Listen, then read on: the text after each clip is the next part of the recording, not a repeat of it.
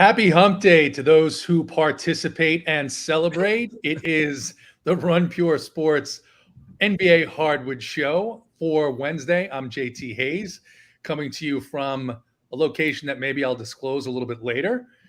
We have a lovely NBA slate on tap tonight, a couple of back-to-backs, some big questions that we'll get into. But first and foremost, hit the like button, hit the subscribe button if you're not already. Subscribe to our YouTube channel. And if you're not, for some reason, already subscribed to Run Pure Sports or Run Pure Bets, which is really Run Pure Sports, or SaberSim, go ahead and use code HEBLITZ. That's giblets 44 in Spanish. HEBLITZ 44, 44 for those of you who speak multiple languages. And like I said, hit the like button. No need to remind you when I have the help of a friendly banner to go ahead and scroll all show long and remind you of what your responsibility is. AP, we've got, I think it's 7-8 games tonight. I had the number in mind as I was just looking through the slate, but an interesting slate, a midweek slate. It's a Millie Maker slate. We love the NBA Millie Maker slates, $2,500 to get in. It also looks on the surface, at least as of an hour ago, it was a much more difficult slate. Now you have a little bit of value pop up with Fred VanVleet getting ruled out, but some difficult decisions to make in terms of how you're handling Memphis, how you're handling Orlando. Certainly teams with excellent matchups, but ceiling price points in terms of what they have been priced at this season. But before we get to that, do you celebrate Hump Day? How has your week been going? Yeah, the week's been going very good. And, $2,500 Millie Maker up top. I did not get any tickets into it, and I don't like buying into those ones. It's a milli up top, and it's $100K for second. So it's just like if you're not first, you're last type of situation. And more times than not, if you're not like our guy K Fallick out there scooping up all the tickets constantly. And you go and buy into those, unless you're banking it, you're usually going to be pretty upset with yourself. And so I prefer to avoid the tilt. But the one thing that tilts me is going back, it seems like every time they have it, it's always on a Wednesday, and it's always a 14-game slate. So it's like even if you have 5 tickets, 14-game slate, you're going to be tilted anyway. And it's like, we got 7 games tonight. Like 7 games, that's like the perfect amount of games. And but definitely some injury situation, with the that could make things a little bit difficult here with the Rockets. Are they going to punt this game against the Nuggets? I'm done. I'm done trying to predict those type of situations. I got bent over for the Clippers situation. I mean, DeAndre Jordan, are you kidding me? Like what he put up, a 60 piece along with Reggie Jackson? I mean, man, the Clippers, it was insane. But anyways, I digress. JT Hayes, we'll get it back to you. Excited to break this slate down with you guys. Yeah, that was certainly an interesting game, and there are Ty Lue apologists in our NBA Discord. I don't want to name names. I won't name names. I was going to name names, but I won't. And if you're a Ty Lue apologist, DC, that had to be the most disgusting thing to watch. The third string Denver Nuggets just absolutely destroy the Los Angeles Clippers. The Clippers are back on the slate. I mentioned that there are some decisions with teams that are going to be very, very popular in Memphis and in Orlando. The good news, of course, there are at least to what looks from my eye, DC, there at least are a couple of teams that you could simply just cross off. There are teams that you absolutely don't even have to consider on this slate based on pricing, based on rotation, based on some healthy players coming back. There is still some news to come. There's news in almost every game. There's still some news in that Houston-Denver game. I do think the Denver guys are going to be in, but there's still some news on the Houston side. But how's Lola? Are you celebrating Hump Day? I know she is celebrating Hump Day as a young, active female puppy. How's your week been? It's good. Yeah, have not celebrated Hump Day quite yet today, so we'll see what the night holds. Maybe we'll get there in the end. But yeah, things are good, and we're reminded watching the Nuggets last night. Like you're just reminded how close in talent like anyone in the NBA is, right? You see it all the time. Like Reggie Jackson kind of does nothing on the team normally, but you take out obviously the Joker, Aaron Gordon, and it's like a lot of these players can do it if they're given the opportunity. I think the NBA, just the way it's structured, is kind of unique in that sense. It's like you don't see that in the NFL, right? Like if a player who can't get on the field gets a chance to be a wide receiver, like oftentimes they'll just do absolutely nothing. Quarterback the same way. But in the NBA, man, if you get a chance to be the lead guard, like anyone who's in the NBA and is a point guard, if they get the chance, they're going to put up a bunch of fantasy points. So that was fun to see Jackson do that. And DeAndre Jordan, I did not see that type of game coming from him, to be honest. I actually ended up, my cash team wasn't the best, so I swapped off of DeAndre Jordan, which that didn't work out so well. But it was cool to see kind of the throwback game for those two for one night. We'll see. I think Joker will be back tonight, back at home. So, yeah, a fun slate, 7 games. I think that's just about perfect for me. Not too much, where it's overwhelming, but enough options to pick from. So excited to break it all down with you two guys. Yeah, that game, watching DeAndre Jordan, like finding the fountain of youth, rising well above the rim to grasp almost every rebound, and just, outstanding performances. Of course, maybe the hatred of Ty Lue and how he messed with them during their time with the Clippers, maybe that invigorated them and bonded them. But we're on to tonight. Hit the like button, hit the subscribe button. Go ahead and use code GIBLETS44, 44% off of your first month's or week's payment, and that can include the SaberSim package. And don't be greedy and selfish, subscribers. Go ahead and hit the like button. All right, we'll get started right away with the first game of the slate. The Los Angeles Lakers, coming off being demolished by the Sixers, they go into Detroit, maybe not surprisingly, but 7.5-point favorites here. A 230 implied total for Detroit. Bogdanovich and Joe Harris remain out for the Lakers. LeBron is questionable. Rui, Jared Vanderbilt, and Gabe Vincent remain out. Anthony Davis and Cam Reddish, who has been out for a couple of weeks, are probable. Cam Reddish has been out. AP, we'll start with you. I think particularly on the road, it's always good to target a couple of pieces of the opponent that the Lakers are playing. And against this Detroit Pistons team, I think you have to have some interest here in the Lakers. What are your thoughts here on the first game of the evening? I mean, so a couple things. It was embarrassing, the showing that the Lakers had against Philly. They got absolutely embarrassed. And this is the Lakers team that's playing pretty good basketball right now outside of that game.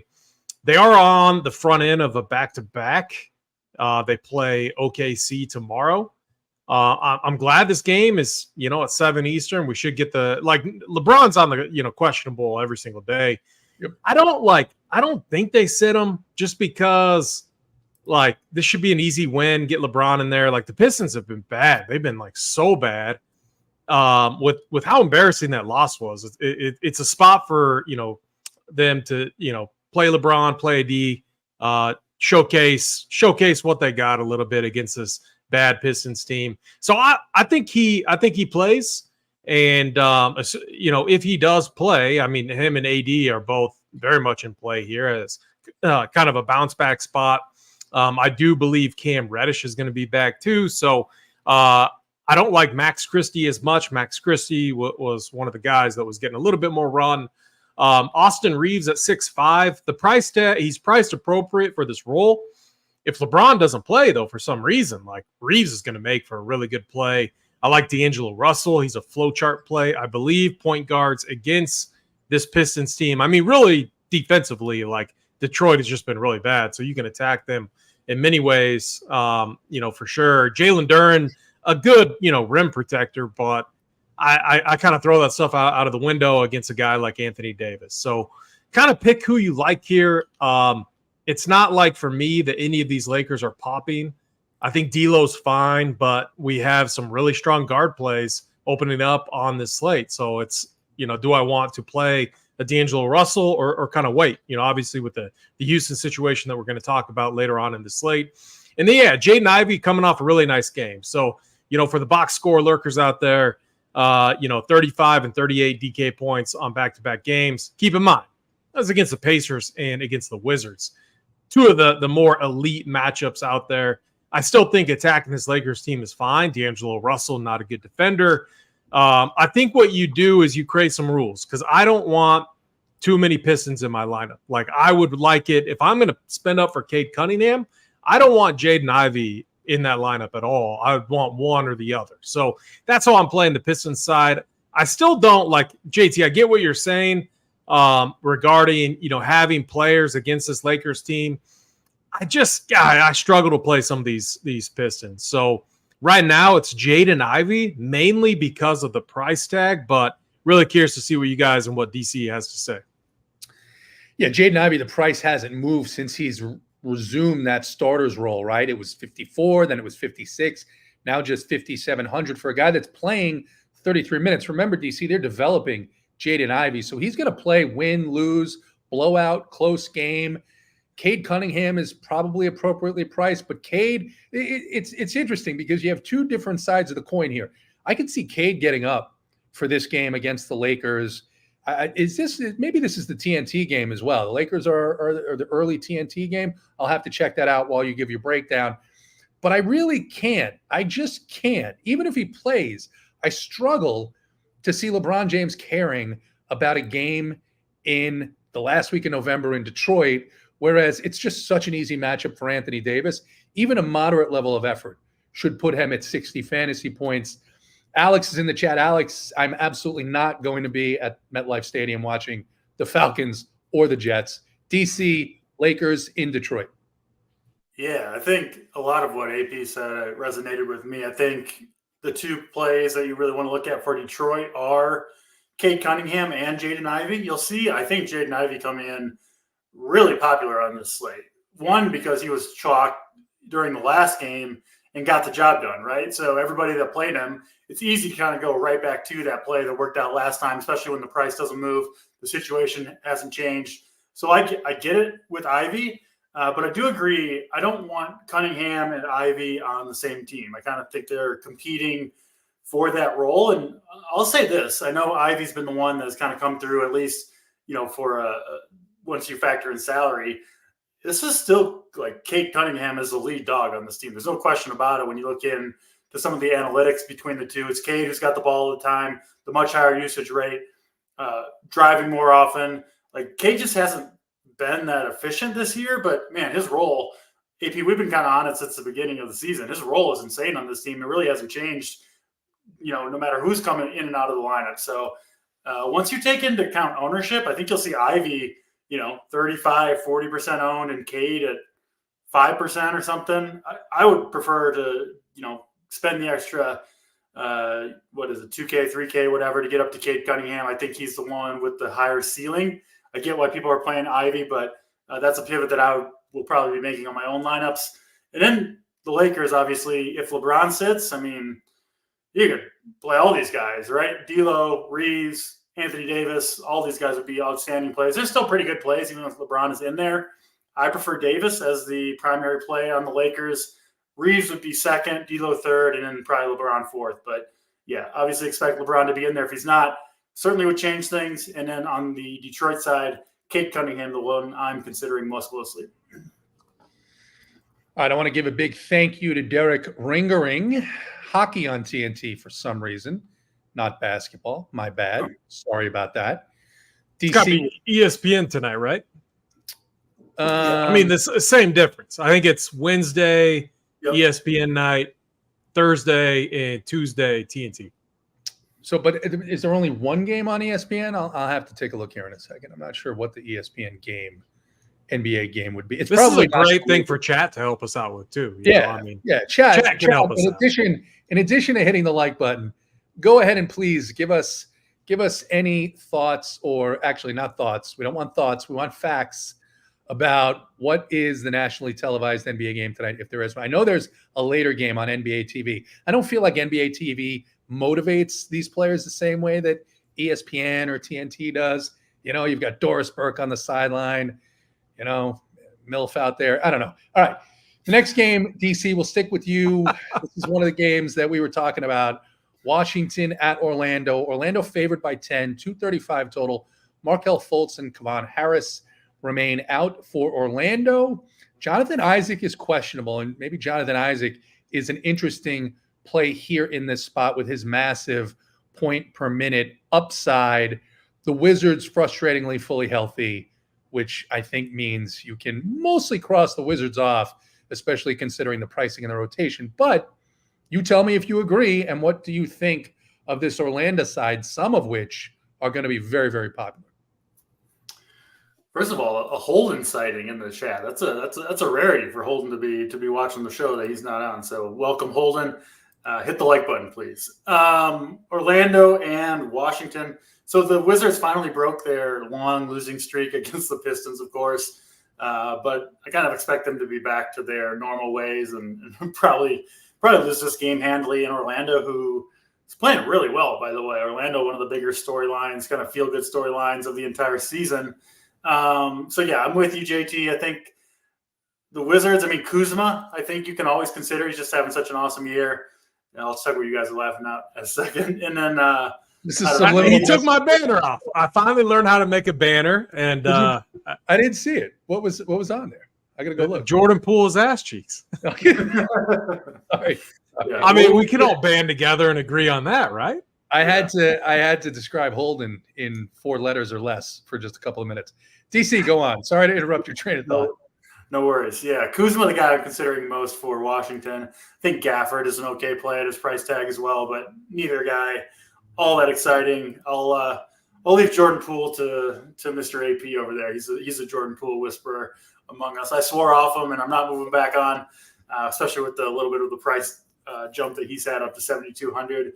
Orlando's somewhat interesting. They do get Suggs back. He's been back for a couple games, but the Orlando big men, especially if Isaac misses, I think are interesting, and it's possibly a situation that will go a little bit overlooked, right? Because Isaac does come off the bench. He's not a big minutes guy, but he does do a lot for the team when he's out there. So I think you could consider either, wouldn't play them both on the same lineup, obviously, but Goga Bitadze and Mo Wagner, I think are both interesting plays, especially if Isaac sits.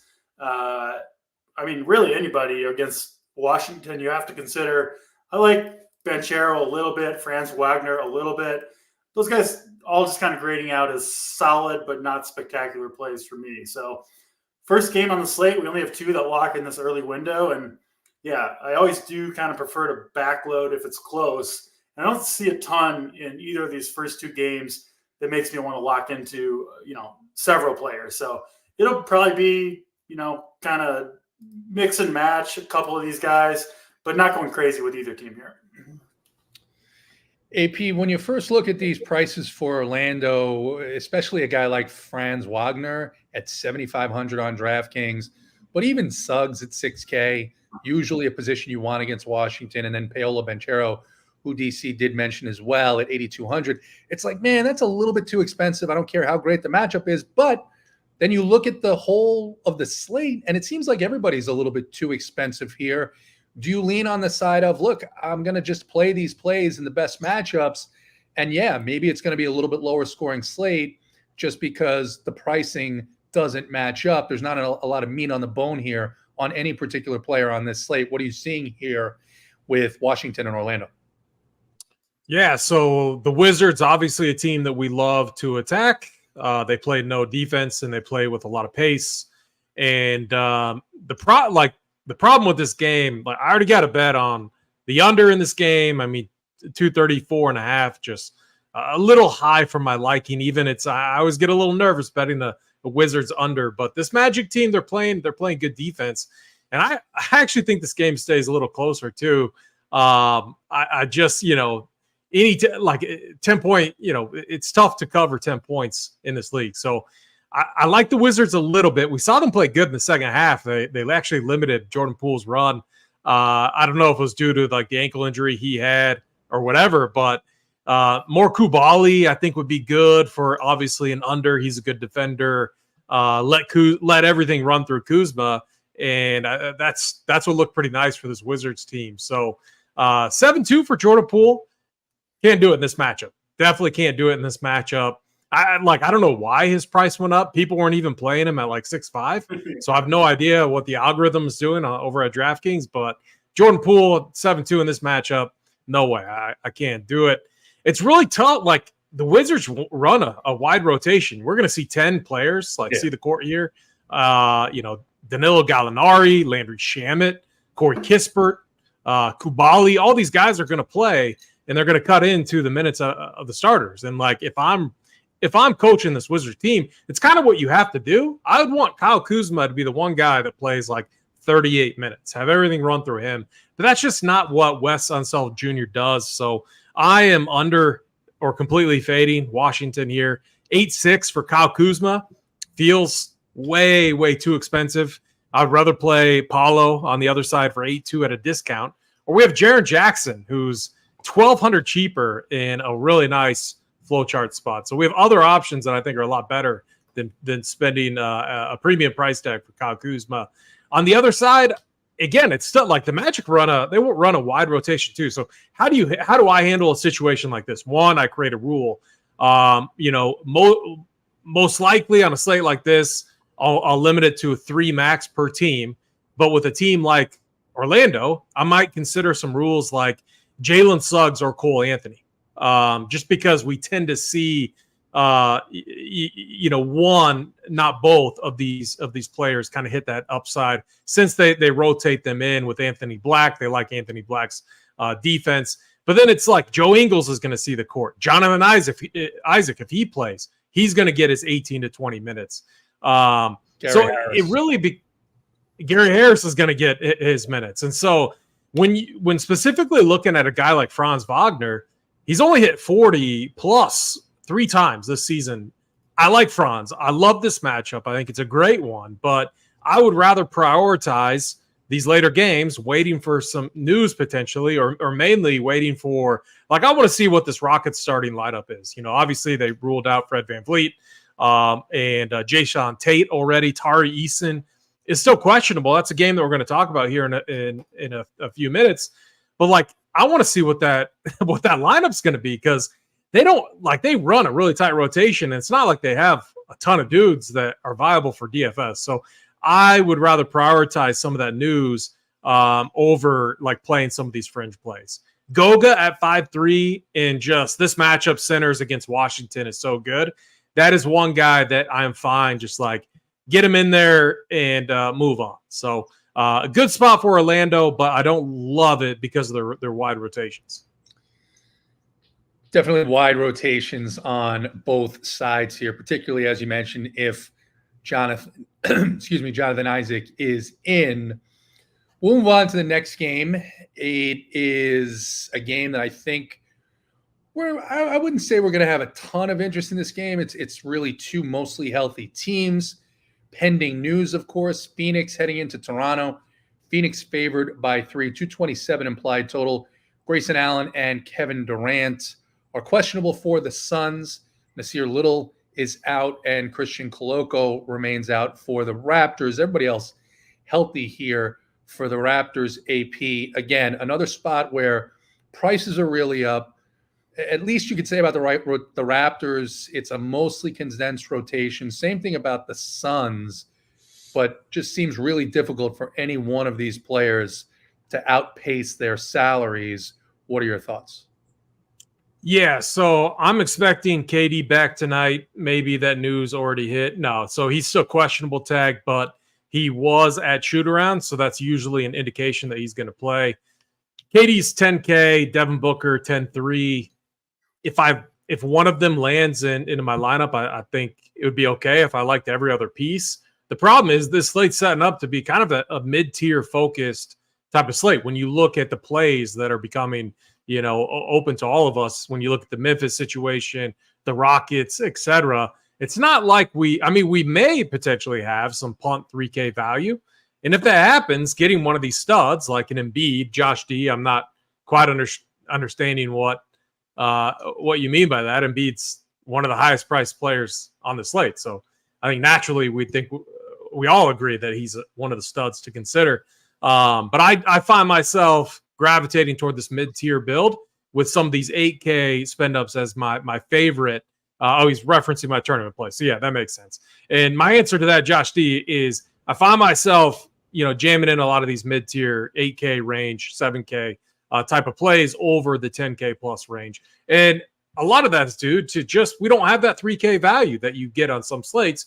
When you get that value, yeah, it makes obviously those upper tier spends a lot more viable. So I'm just not seeing it yet, but waiting for this news, that could change. That could definitely change because Embiid is in a good spot. So it's tough for me in this matchup against the Raptors. OG Anunoby, a good on-ball defender. Likely they're going to throw him at Devin Booker. And then, the Raptors do have a lot of length too.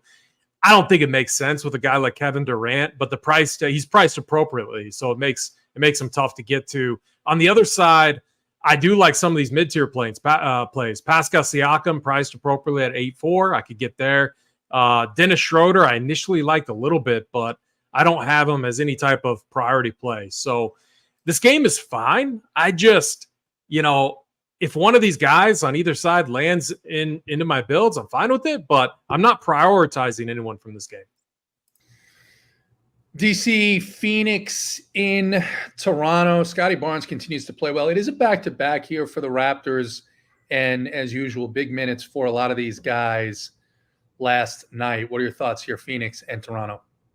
Yeah, I don't love a ton on the Toronto side. It's just tough when they've got Barnes, Schroeder, and Siakam kind of, sharing the lead role there, and they're all priced up pretty high. So it's hard for me to get to Toronto. Phoenix obviously depends on Kevin Durant. He's missed 2 in a row.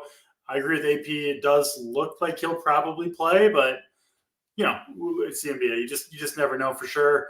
If he sits, I do think Devin Booker would become a really good play, particularly if we get that KD news late, right? After, this game starts half an hour after lock, but it's possible that the KD news comes kind of right as lock hits.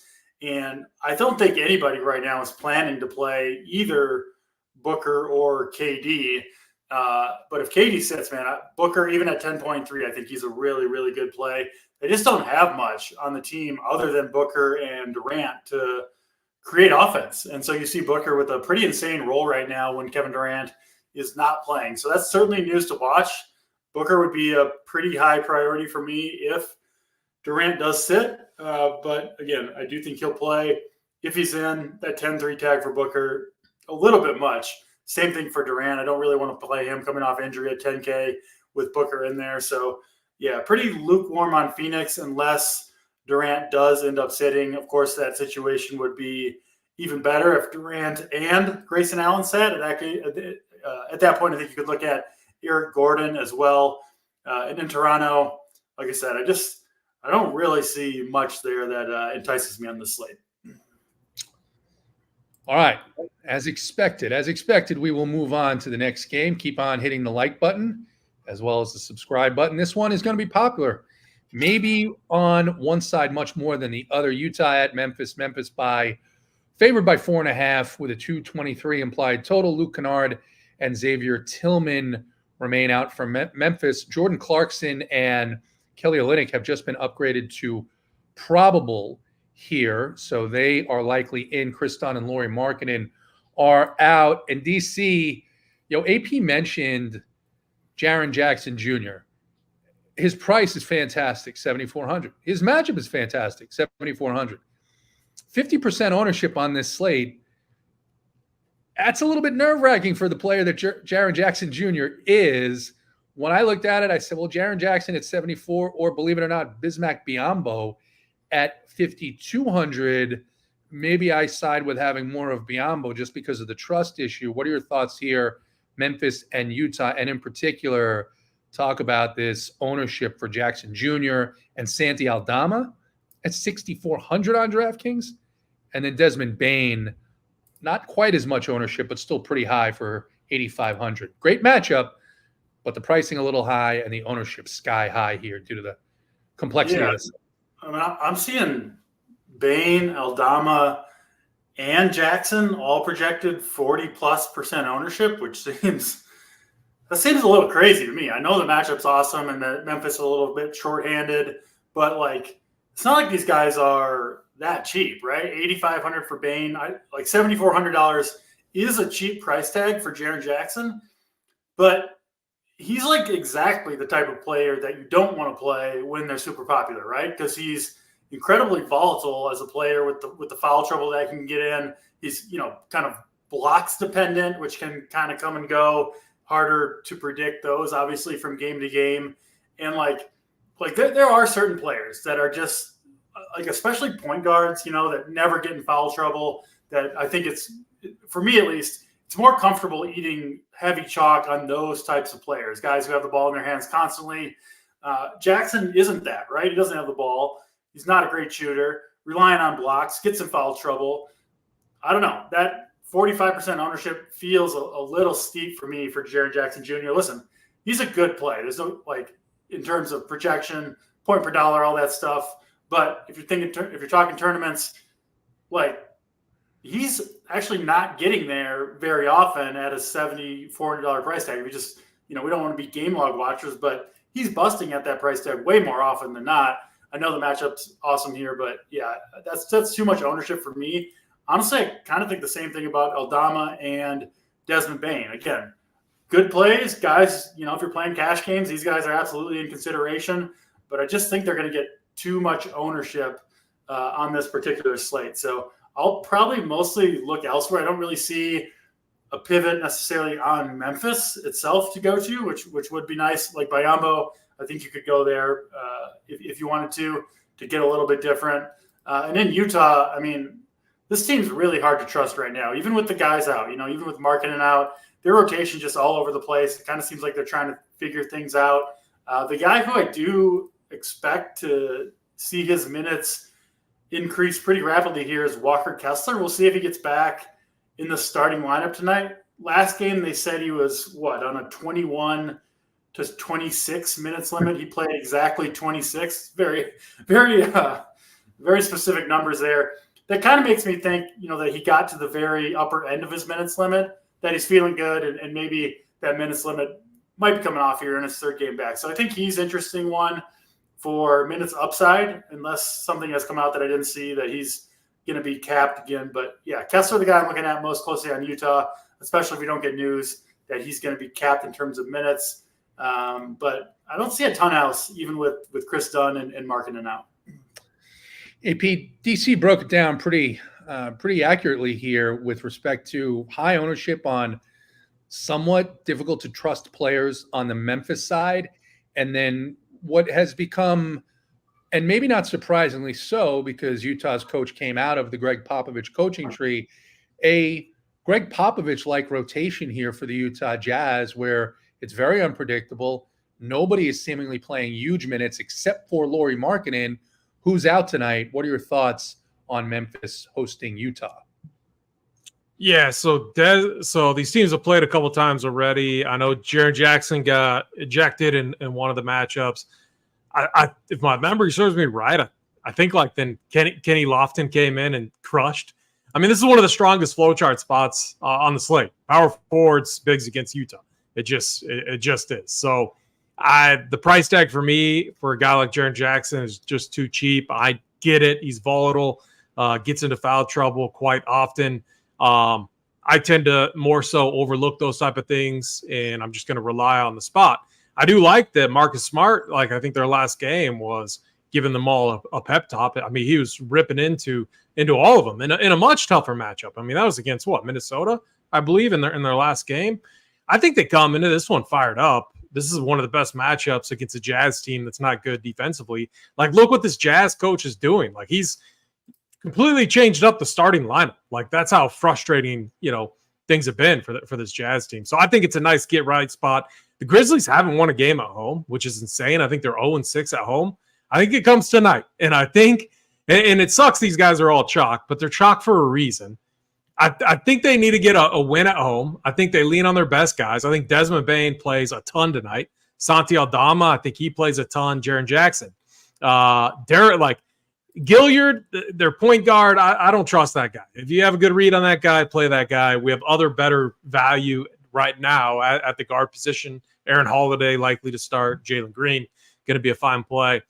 You could go to Derrick Rose, but like Derrick Rose isn't going to play more than 20 minutes. His usage rate is insane. The matchup is good, but he's priced 4.4K now. Like I think he's more of a fringe play, if anything, now given the other value that's coming out. So for me, I am eating a lot of chalk here. It's Bane. I'm going to find a way to prioritize Desmond Bane. He already put up a 60 piece in this matchup. They're going to lean on him here again. I think they lean on Aldama. Hopefully Jaren Jackson can stay out of foul trouble because the matchup is good. And then Biyombo. Yeah, I mean, Biyombo 5'2", not a guy I like playing, but I think that we're going to see somewhat of a tighter rotation. I'll say one thing. If you're fading Jaren Jackson, or if you don't want to play him, if he frustrates you, create some rules at least around it. Like consider guys like David Roddy or something. Some of these bench players, they are going to get more run if he does get into that foul trouble. So it's just too good of a spot for power forwards. So I like the Grizzlies side, and I'm not touching the Jazz side. Maybe one of these bigs like Walker Kessler, I think could be fine, but I'm not too much in love with it. The price tag's up too. So I'll be under on the Jazz. If a guy like Kessler falls into my lineup, fine, but I'm definitely going to find a way to prioritize Memphis here. All right. We are going to move on to the next game. The next game is Philadelphia heading into New Orleans. Philadelphia coming off that big win against the Lakers that we mentioned a little bit earlier. Philly favored by 2.5. Over under at 230 for Philadelphia. Jaden Springer, Kelly Oubre, and Daniel House remain out. For New Orleans, big news here is that CJ McCollum intends to play in this game. He has been out with that collapsed lung for quite some time. Trey Murphy and Matt Ryan remain doubtful, but AP, that means that we have pretty much two, at least the New Orleans side, now back to fully healthy. And then the Philadelphia 76ers side, which has one of the more condensed rotations so far this season. We saw it last game with Maxey and Embiid. Price for Embiid is pretty high. The price for Maxey seems high, but he's been delivering at that price point. Then you have Tobias Harris priced down a little bit for this matchup. What are your thoughts here for Philadelphia and New Orleans? Yeah, I mean, the Pelicans, kind of an easier situation to attack, like Brandon Ingram, Zion, all priced up, and CJ McCollum, likely to be back, probably on a minutes limit to some extent, but Valanciunas also priced up. I think the Pelicans are kind of an easy decision for me. I just probably going to fade them all, and I feel pretty good about that considering how healthy they are. Even though Philly's a team that I don't mind targeting with opposing backcourts, which would put Ingram and CJ McCollum firmly into play, but the price tags, I just, 8-1 for CJ McCollum, which likely to get some sort of minutes limit on him is my take there. And then Ingram, obviously now more mouths to feed on the Pelicans side. So very, very easy decisions for me with them. I'll just likely fade them, move on. Then, Embiid. All right, so the thing about the tournament player pools, this goes back to Josh D's comment. We're trying to post that early, or at least I try to post it early, and just to give people an early look at some building blocks that I'm considering. We didn't have the potential Houston value, previously. So when I rerun my numbers, when I get off the show, my thoughts on that situation could change because Joel Embiid's been incredible. I like this match. They're going to need size on the court. You have Zion, you have Joval. They're going to need size on the court. It's a great spot for Joel Embiid. 11-8, a fair price tag. I'm showing him coming in somewhat lower owned. If I can find a way to get Joel Embiid, I think it's going to help to make you different because I feel like the chalk route on the slate is going to be to jam in that kind of upper mid tier that I talked about. So if you want a way to get completely different in tournaments, find a way to get Joel Embiid into your lineups. You're going to have to get creative. You're going to have to find some of that value. I heard someone say Jalen Noel, who's 3K. I think still kind of a fringe play, probably likely to play 18 to 20 minutes max. That's a player for the Grizzlies. It's someone we didn't really talk about. I would wait to see what this Houston Rockets lineup is because there's a chance that we could get a 3K starting piece from the Houston Rockets. So that's where I want to keep an eye on for the news. And that may allow you to play a guy like Joel Embiid. So again, kind of difficult to get to some of these pieces. If you can find a way to get Joel Embiid in your lineups, absolutely love him as a tournament play. Batum is popping as a popular value-ish play at 4-2. Oh, man, it's a guy I struggle to play when he is chalk. So if he lands it in my lineup, fine. I'm okay with it. He's 4-2. They're going to need him in there. It seems like this guy busts more often than not when he's chalk. So that's my read on this game. Likely to be a little bit under, but I do want to find a way to get Embiid in there if I can. 4,200 for Nicholas Batum, DC, especially coming off two good games. I'd actually rather take a chance on Tobias Harris having a little bit of bounce back in this spot than trying to play Nick Batum and hope for a third miraculous outcome. But what do you think of this game, Philly and New Orleans? Yeah, we've been playing this game long enough to know you don't chase the Nicholas Batum chalk steam, right? After two good games, I know how that will work out if I put Nicholas Batum in my lineup. So I'll let someone else do that. I'll be off the Batum train. And then the Pelicans. I mean, AP nailed it. You just can't play any of these guys with McCollum back. They're all overpriced. Zion, Ingram, McCollum himself. Pretty easy cross off for me. Man, Philly, though, Embiid has been, I wouldn't say quietly, but man, has he been impressive this year. And his role, I haven't heard a lot of talk about this, has legitimately changed. They're running the offense through him more than they've ever done by a large margin right now. I mean, look at the last two games, 11 assists, 9 assists. He got a triple-double with assists last game, and he didn't play a single second in the fourth quarter due to the blowout. 11 assists. It wasn't a fluke. He had 20 potential assists in that game. That's prime CP3 levels. It's crazy what they're doing. If you watch them play, it makes sense. It's all Maxey and Embiid pick and roll, kind of two-man game at the top of the key, just over and over again. And everybody else, right? Batum, Tobias Harris, they're mostly just kind of camped out around the three-point line, occasionally cutting. But it's the Maxey and Embiid show every single night for this team, getting it done, more often than not. And Maxey, I know he's up to 9,200, but he's another guy. I mean, he played 36 minutes and missed the last 6 minutes of the game where he would have been in there due to the blowout. They are not afraid to ride Tyrese Maxey for 40, 41, 42 minutes. Just an insane role for both him and Embiid. And I think they're two superstars because of how they interact with each other, assisting each other constantly. They're two guys that I think you can play them together if you want to, because their minutes are correlated as well, right? If Maxey plays 40 minutes, Embiid's probably getting 37 or 38 because that means the game's close. So, yeah, if you want to get really contrarian, get both those guys in your lineup. Nobody's going to do that. And you've got, legitimately, 120 fantasy point upside between the two guys. I know they're expensive. They're hard to fit, but they're going to be low owned because of it. So, yeah, it's just the two stars for the Sixers that I'm looking at here. I definitely prefer Embiid to Maxey, but I do like both guys. And, yeah, don't overlook Embiid right now. He usually goes lower owned than I think he should, and that'll probably be the case again tonight. So he's tough to fit in there, but I'll be getting him in there on any of the lineups that I can. And obviously that depends on kind of if the value ends up popping up. But yeah, I love Embiid here, Maxey to some extent, and then I'm completely off the Pelicans as well. All right, hit the like button. We are going to decide here after this next game. We got 2 games left. We'll decide after the next game exactly how many likes we need. We're not quite at half, but it's a little better than it has been.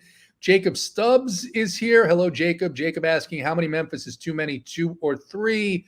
AP said earlier he was going to go max 3 deep on any one team. And I will say just with those 3 Memphis guys, with Bane, Aldama, and Jackson projected for 40% each, I'm toying with setting a rule of no more than 2 of those 3 guys in any lineup, considering that even in the good matchup, their prices make it a little bit difficult to see 3 of them getting to their ceiling outcomes. So that's something that I'm thinking of. AP, any thoughts on that particular rule, or are you interested in playing those 3 guys together? Yeah, I mean, I have a hard rule set at 3 max for any team right now. Could change if like Tari Eason got ruled out also for Houston. Again, that's why we need to see that lineup, and we might not get it for a little bit. So that's why I'm trying to be a little bit under on a few of these early games, because if we can have a better idea of that situation before the 8:00 Eastern games lock, which we might have not even have it by then, that'll help you to find ways to get Embiid, or at least to limit how many Grizzlies that you want in your lineup. But I think no more than 3 right now. But I like what you had to say about 2. I think that's a fine number as well. And with that, you could still play Biyombo if you still wanted to play one of the backups. I think, like you said, I'm totally off of those guards, Gilliard and Derrick Rose. Just not enough minutes there for an upside performance. But the next game is one that is going to be an important game, DC, that we've talked about several times here. It is a game that is going to start at 9:00 Eastern. It's Houston at Denver. Denver favored by 9 here. Houston on a back-to-back. Over under implied total 214.5. And for Denver, I guess the biggest news here is Gordon, Joker, Jamal Murray, Hunter Tyson, all questionable, but leaning towards looking like at least Gordon, Joker, and Jamal Murray are going to be back. You talk about Murray back in some fashion, maybe some minutes limit, but you have to believe that makes it difficult for any of these other guards to really hit a ceiling performance. For Houston, Jayshawn Tate has been ruled out. Fred VanVleet has been ruled out. Amen Thompson remains out, and Tari Eason is questionable pending a rest day. Big news to come. Knowing the way that Houston's been managing the injury report, will likely get this right about when they're required to provide it, which means that we're going to have to be staying on top of news for the most part. Obviously, we need that to really have a full discussion, but maybe you could break down, if you like anything on the Nuggets side, these rotations have been difficult when you introduce injured players back, especially high-priced ones. Joker is priced as if everybody's out at almost $13K. And then on the Houston side, what do you do if Eason is in, and what do you do if Eason is out? And then AP brought up the possibility that, hey, maybe it's not Aaron Holiday that starts, but maybe it's a 3K guy on the bench. So a lot to break down here in this game, but basically your thoughts on different scenarios. Yeah, so Denver, I kind of think all these guys are going to play. Joker, I feel pretty confident Joker's going to be in there. Seems right? like He didn't even travel to LA. Seems like they just kind of gave him a day off, stay home, rest up. He doesn't miss very many games at home. I mean, yeah, I think he's like 90% or something like that to play. The Joker is. So obviously with him back, and then Murray, this is his first game with a questionable tag. He's obviously missed most of the season so far with the hamstring injury. They give him the questionable tag. It seems like they're planning to play him as well, right? Assuming warm-ups go good and he feels all right. I kind of think he's going to be in there. I do think he'll be on a strict minutes limit. They just have no reason to push him early on.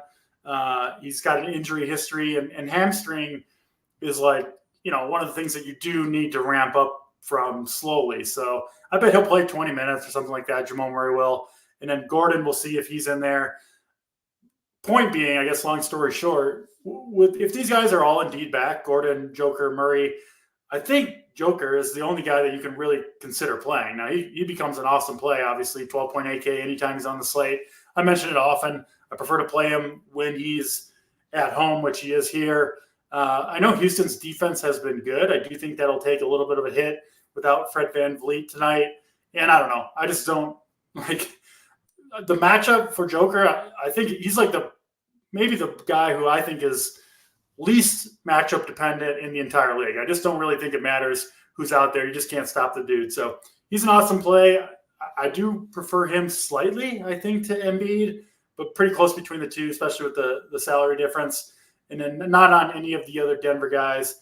But Houston, obviously, is the true story of this game, missing VanVleet and missing Jayshawn Tate as well. As AP mentioned earlier, this is already a team running a tight rotation. They played a 9-man rotation in their last game, but that included both Tate and Fred VanVleet. So that brings them down to 7. And if you look at like who their other options are, like, there's just not a lot there. They don't really have anybody else that's been playing any significant minutes whatsoever. So I assume they're going to dust off like Reggie Bullock, who hasn't been in the rotation. I bet he gets in there tonight, and maybe a couple of other guys. But it's pretty slim for this team, and I'm not even sure who's going to get the start at point guard, right? Like, I don't really think Jalen Green can handle that role. So I kind of think it has to be Aaron Holiday. Like, I just don't know who else you can start at point guard unless they think Green can do it. Then maybe they start Bullock at the 2. But point is, like, there are some big minutes potentially to go around on this team, on the players that are left.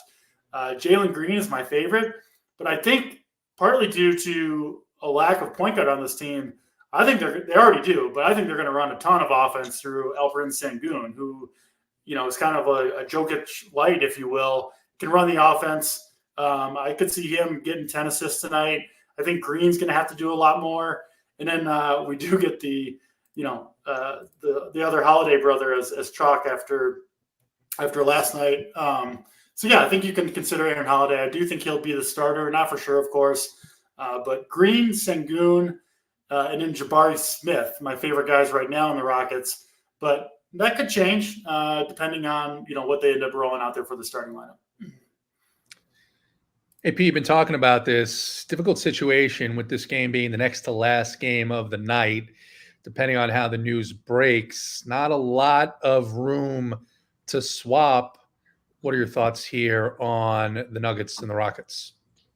Yeah, first off, so I want to address one thing, from Jacob Stubbs here. The ADPs that Jokic dropped last time these two teams faced. So the last time these two teams faced, it was an in-season tournament game, and that group was, very close. And so the point differential, now we're starting to see this matter. Yesterday, I felt like a donkey for not betting Boston -12 or whatever it was when they had to win by 20 something. They were hacking Drummond down the stretch up 20 points because they had to win by 20 something. And so what you saw, the Nuggets lost that game. They lost 105-86, but you had starters in all the way till the end. And the Rockets won, they won big. The point differential is one of the reasons why you saw such a tight rotation on both sides here. So at first when I was looking at that, I'm like, oh, that game had to have gone to overtime. Jokic played 42 and a half minutes. Sengun also played 42 and a half minutes. So with this game being a back-to-back and at altitude, I don't know. I have some concerns because they played Sengun played 34 minutes last night. They had an opportunity to win their group, and they just missed out. So this feels like a spot where they could absolutely just get steamrolled. You see random guys get in there. It's one of those difficult spots to kind of figure out. I want to prioritize some of the cheap pieces. The Aaron Holidays, I do think he starts. What I'm saying, though, is Tari Eason, a guy that they've been careful with, he still is questionable. If he also misses, that's been a key bench guy for them.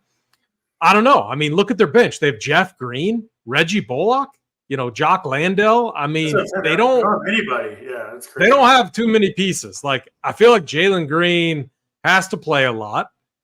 He's, without Fred VanVleet in there. He's a high usage, raw scoring dependent type of guy, but still, there's got to be bodies that they can play. So I like Jabari Smith. I like Jalen Green. Aaron Holiday is where I'm looking at right now. Sengun, I tried looking at this up. I thought he was questionable going into yesterday's slate, and then upgraded obviously and played. He was a core play for me and for many of us. He was just an absolute smash play. He played Jokic really well last game. Is he going to get that rotation, though? Is he I have a little bit of concerns about him, especially since they already ruled out Fred VanVleet.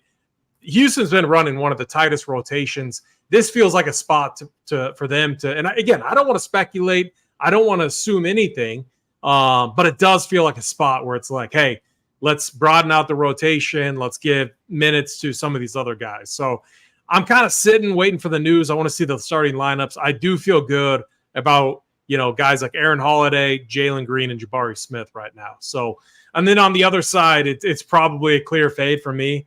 All their guys are likely back. Like I think their normal group plays, and I think they just put this game away quick. So, I don't know. It's a lot of mouths to feed. If I'm spinning up, I think I'd rather get Embiid tonight over Jokic. So for me, the Nuggets are going to be an easy fade, assuming that everyone plays.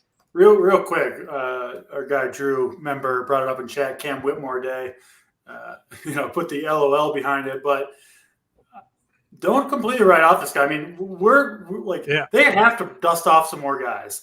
And Cam Whitmore, he was their number one pick, draft 20th overall. And he's absolutely shoving in the G League, averaging 25, 6 boards, 4 assists, 2 steals, shooting 10 3-point attempts per game and shooting 43% from deep. They recalled him on Monday, maybe knowing that Van Vliet was going to miss this game. Again, you could absolutely take a 0 here. But so wait. Did they just recalled him too? On Monday, yeah. Yep. If Tari Eason misses, which I kind of think he does, I would consider him. I don't know. I like that call, DC. I think you're onto something. Yeah, I mean, it's the G League, but he's averaging 45 DraftKings points per game there. And they're just going to need guys, especially if Tari Eason misses out. Again, he's their number one pick. It's a perfect time to give him run, especially if they're kind of punting this game. And at the very least, I would assume he's like a dead lock to be out there in blowout time if it does get there, which I think it's fairly likely the Nuggets do blow him out here. They're not going to run Jeff Green and Reggie Bullock and blowout time at all if it ever gets there. So I could see Jalen Green being out there, Aaron Holiday out there in blowout time, though. These are still young guys developing. So, and even Jabari Smith too. But yeah, I'm with you there. I like that call on Cam Whitmore. I'll probably roll the dice on a couple of my lineups with Cam Whitmore. Just because we have a couple of minutes, if it is a punt game, and if Ime is saying, "Look, we're going into Denver, I got to get Fred some rest." The tournament game last night. Now we move on back to the regular season. It is a back-to-back. No concern. You got elevated price tags now on both Şengün and Jalen Green. If this game is kind of over by halftime, in the middle of the third quarter, it's going to be tough for Jalen Green to pay off $6,800. It's going to be tough for Şengün to pay off $8,500. So I think you have to play it according to different scripts where one, okay, it's a blowout, and I don't want anything to do with Jalen or Şengün. I'll play these lower-priced Rockets, whoever's in the starting lineup, whoever you think. It's still, even at 3K, it's hard to play Reggie Bullock because it just is. But so the other way to play it is to say, well, maybe with Murray coming back on a minutes limit, maybe with Gordon coming now you've got just a rotation that's going to take a little while to gel. Maybe this game is more competitive for longer, and then Jalen Green and Şengün can get there. So I think there's two different outcomes here. I think that's a good point. And honestly, I think you want to play Jalen Green and Şengün if you're playing these guys. Play them together on the same lineup because their minutes are, I think, closely tied together, right? If the Rockets do keep this game close and you get, normal, it stays within 10 points or whatever, I think it's got to be because Jalen Green and Şengün are having big games and playing big minutes. But I also think and Jabari too. But I also think both guys are, at very much risk of playing 25 minutes due to blowout or whatever. So, I think it's one of those situations where the good players the Rockets have left, I think, are tied together very, very closely, correlated in terms of minutes. And then, I wouldn't play Whitmore if you're playing him. I definitely would not play him with Jalen Green or Şengün or Jabari Smith. You're playing a completely different script, in my opinion, if you do go that direction. Yeah, and I just had to say, I had to pull up there who's all active and everything, and they do have guys in true blowout formats. Jalen Green, Jabari would not be out there, so I agree with you, K. Fallick. Aaron Holiday would, but then they do have got Cam Whitmore, Nate Hinton, Sam. They do have other people. My main point is Reggie Bullock, Jeff Green, like those types are not going to be out there in blowout run. That was my main point. I wouldn't play those guys. I don't think they're going to get the job done in blowout or in a normal game script either. So, Jeff Green, I would look elsewhere. Okay. So no Jeff Green. Jeff Green revenge, right? Or how many teams has he played for? Yeah. He's happy. He's happy at his age and the condition. I mean, look what DeAndre Jordan did at his age. I mean, I think different situation. We're talking about Ty Lue, a dysfunctional organization, a little bit different. AP, we've got one game left to go, and it's an interesting game, so we'll spend a little time on it. But we've got 463 people watching, 463 viewers, only 155 likes, which I don't have a word that I can skip for 250, or else we put them in the Discord. I think that's because we're not above putting them in the Discord. They can easily go in the Discord. So I'll give you all a minute to digest that. We're going for 250. If we don't get to 250, simply put, they go in the Discord. AP, the final game of the night here starts at 10 o'clock Eastern. It is the Clippers at the Sacramento Kings. Clippers favored by 1.5, implied total of 230.5. Of course, the Kings coming off a invigorating victory over the Warriors, and Keegan Murray remains out for Sacramento. Brandon Boston, the only player that will not play, or that is not active, or that is on the injury report for the Clippers. You never know what that wizard is going to do. But what are your thoughts here, the Clippers and the Sacramento Kings? Yeah, I mean, Ty Lue, I mean, I never know what to do with the Clippers. I mean, I bet I had their side at money line against Luka and Kyrie when the Mavs came to town. I saw a team that looked good. We saw what their potential could be. They played great defensively, and then their very next game, I'm like, oh, this is a perfect spot to like get creative with Denver. There's no way DeAndre Jordan and Reggie Jackson are going to get it done here. And then, I mean, prime Kobe and Shaq is what we saw. I mean, it was ridiculous. It was Lob City all over. Like it was. I had to turn it off at halftime because I'm like, oh gosh, I'm just going to tilt myself like watching the rest of this game. But yeah, this Clippers team just is like Paul George for me is the most intriguing piece. When he gets going, he's not afraid to fire. The price tag is fine. It's a rule-based situation for me. It's one of Kawhi Leonard, James Harden, Paul George. I hate using that as kind of my out, but that's just how I've been treating this situation, and it's been fine. They get a pace-up spot here against the Kings. That's something that we like. Obviously, De'Aaron Fox, a guy that pushes the pace.